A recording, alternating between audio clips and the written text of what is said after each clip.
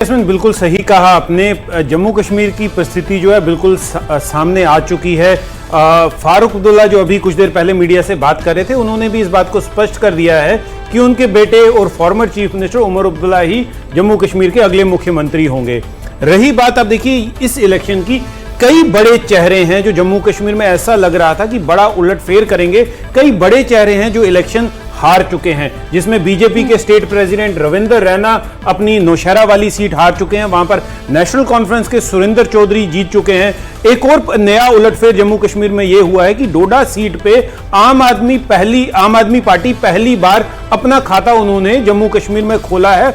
और जो जम्मू कश्मीर में जो कुछ पार्टियां नई उभर के आई थी, जैसे अपनी पार्टी अभी तक वो कोई खाता नहीं खोल सकी, और अपनी पार्टी के जो सदर हैं अल्ताफ बुखारी, वो भी अपनी सीट हार चुके हैं। एक बड़ा सरप्राइजिंग एलिमेंट ये है, जब इसको लेकर हम पहले भी बात करते थे, डोडा की सीट आम आदमी पार्टी डोडा की सीट निकाल कर ले गई। ये कांग्रेस के लिए भी, बीजेपी के लिए भी, बाकी सारी क्षेत्रीय राजनीतिक पार्टियों के लिए भी कहीं ना कहीं बहुत बड़ा झटका, बहुत बड़ी बात है। देखिए जैस्मिन, एक चीज को हमें ये समझना होगा कि आम आदमी पार्टी ने जम्मू कश्मीर में इतनी ताकत नहीं झोंकी जितनी वो झोंक सकते थे, और हो सकता है कि कुछ और नतीजे उनके फेवर में आ जाते। आम आदमी पार्टी ने इलेक्शन डिक्लेयर होने के कुछ ही दिनों में अपने वहां पर जो कार्यकर्ता हैं उनको फिर से एक्टिवेट किया था, लेकिन उसका नतीजा उन्हें सामने मिला। आज हमने खास चीज जो देखी वो थी कि सबसे पहले महिलाएं वहां पे जश्न मनाने के लिए पहुंची थी। एक तो उसके बारे में हम अपना जानना चाहेंगे, और दूसरे ये नंबर्स आप स्क्रीन पे देख पा रही हैं जम्मू कश्मीर को लेकर, इसको आप किस तरीके से देखेंगे? सर, ये जो है प्रेडिक्ट तो पहले ही हो चुका था कहीं ना कहीं कि नेशनल कॉन्फ्रेंस अलायंस ही जो है ऐसे नंबर्स लेकर आएगी, और वही होता हुआ हमें दिखाई दे रहा है।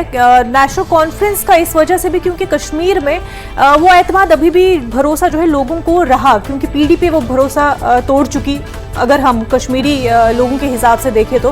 क्योंकि अलायंस में जब 2014 में आई, वो अलायंस नहीं बन पाया, 2018 में वो अलायंस टूट गया। उसके बाद से ही पीडीपी पर जो लोगों का भरोसा था वो टूटता हुआ हमें दिखाई दिया। तो नेशनल कॉन्फ्रेंस इस वजह से भी मजबूती से आ पाई, क्योंकि जो नई पार्टियां आई थी उभर कर, उन्हें बीजेपी की ABC टीम करार दे दिया गया, तो वो प्रॉक्सी पार्टी, उन पर लेबल लगना भारी पड़ गया, और इस वजह से नेशनल कॉन्फ्रेंस जो है हम देख रहे हैं कि वो इतना अच्छा परफॉर्म कर पाई। कांग्रेस हालांकि जम्मू में और बेहतर कर सकती थी सोडी जी, लेकिन उतना अच्छा नहीं कर पाई। लेकिन जो हमने अब से कुछ देर पहले भी मैं उस पर आपसे सवाल पूछना चाह रही थी, जो फारूक अब्दुल्ला का बयान हमने सुना, उन्होंने कहा कि बेहतर हुकूमत, जोर जबरदस्ती वाली हुकूमत नहीं, जो लोग जेलों में बंद है। क्या आपको ये आयरॉनिक स्टेटमेंट लगा? देखिए, पहले तो इससे पहले मैं ये कहूंगा कि मुकेश जी, बीजेपी के बारे में जो सोचा जा रहा था जम्मू कश्मीर में कि बीजेपी बुरे हालात होंगे, बीजेपी की वैसे बुरे हालात नहीं हुए।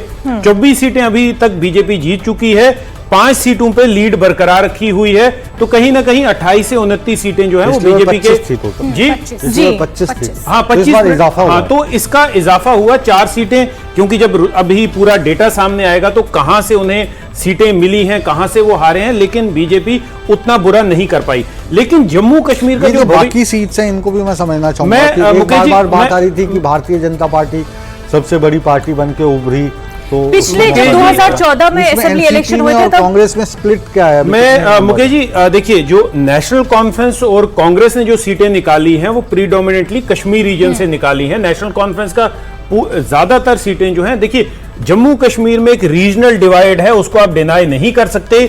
जम्मू जो है, जम्मू के कुछ डिस्ट्रिक्ट वो हिंदू मेजॉरिटी एरियाज हैं, और कश्मीर जो है वो प्रीडोमिनेंटली मुस्लिम मेजॉरिटी एरिया है।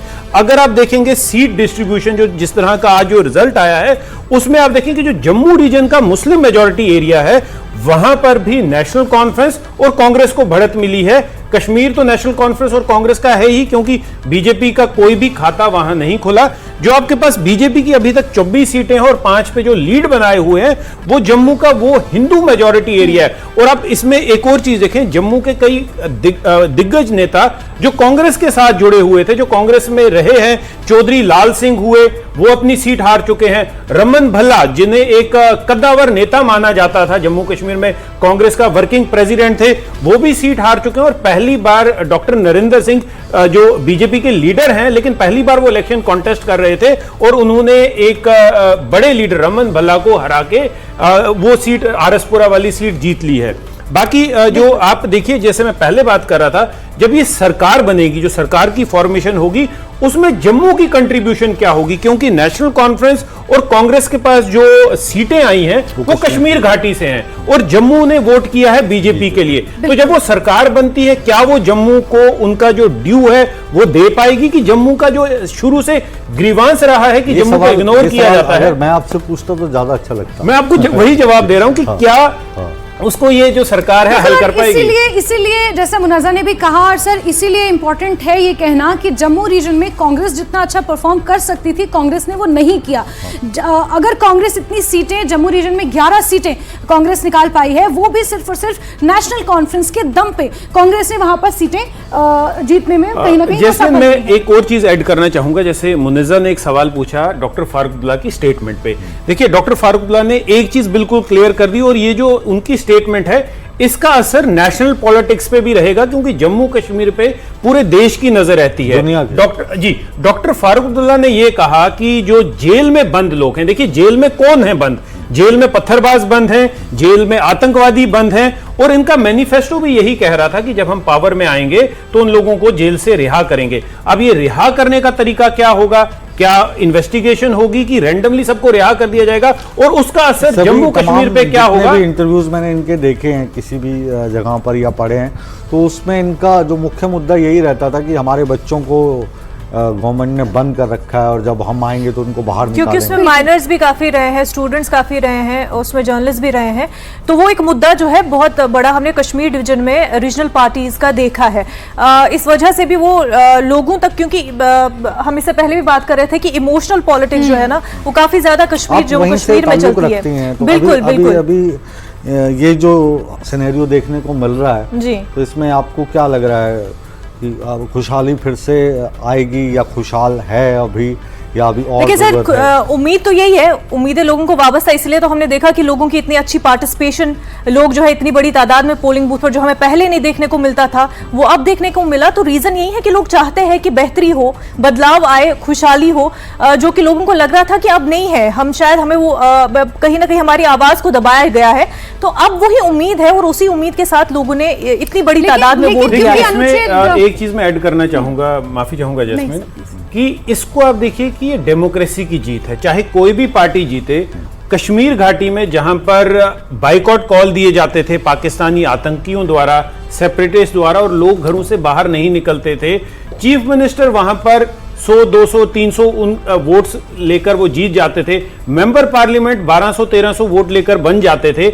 आज आपने देखा कि 60-70% लोग जो हैं जम्मू कश्मीर के, और आपने बात की महिलाओं की, महिलाएं जो नहीं निकलती थी, मुकेश जी, हमने कश्मीर की कई इलेक्शंस कवर की हैं, महिलाएं नहीं निकलती थी वोट डालने के लिए, लेकिन इन तीनों फेजों में हमने देखा, चाहे जम्मू का रीजन हो चाहे कश्मीर का रीजन हो, महिलाओं की लंबी कतारें थी। तो कोई भी पार्टी की सरकार बन तो अब लग यही रहा है कि नेशनल कॉन्फ्रेंस और कांग्रेस की सरकार बनेगी, उमर अब्दुल्ला चीफ मिनिस्टर होंगे, लेकिन ये जीत डेमोक्रेसी की है। लोकतंत्र जो है वो मजबूत रहेगा, क्योंकि भाजपा अगर जम्मू से जीती है तो वो कश्मीर से जीते हैं, विधानसभा तो एक ही है जी, तो मतलब आवाज तो उठेगी। जम्मू से जब हम बीजेपी की आप इससे पहले बात कर रहे थे कि तो अगर नेशनल कॉन्फ्रेंस कांग्रेस अलायंस सरकार बनाती है तो बीजेपी की क्योंकि सीटें आई हुई हैं जम्मू डिवीजन से, तो वहां की रिप्रेजेंटेशन क्या होगी? मेरा सवाल आपसे यह है कि जो बात सामने आ रही है, एलजी नॉमिनेट करेंगे 5 मेंबर्स को, क्या लगता है आपको अगर वो जम्मू डिवीजन से नॉमिनेट हो, क्या कॉम्पनसेट कर पाएगा?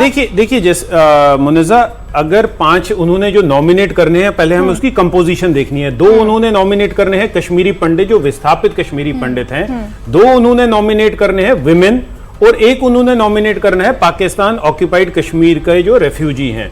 ये 5 लोग जम्मू से नॉमिनेट होंगे, लेकिन क्या इन लोगों की सरकार में कोई से होगी? क्योंकि ये इन्हें देखा जाएगा कि ये बीजेपी के एलजी ने नॉमिनेट किए हैं, तो बीजेपी के लोग हैं, तो क्या इनकी सरकार, मेरा जो आप वोटिंग राइट तो होगा। देखिए, जब रीऑर्गेनाइजेशन हुआ था जम्मू कश्मीर और ये डिसाइड किया गया था कि 5 लोगों को नॉमिनेट किया जाएगा, तो इन्हें वोटिंग राइट मिला हुआ है।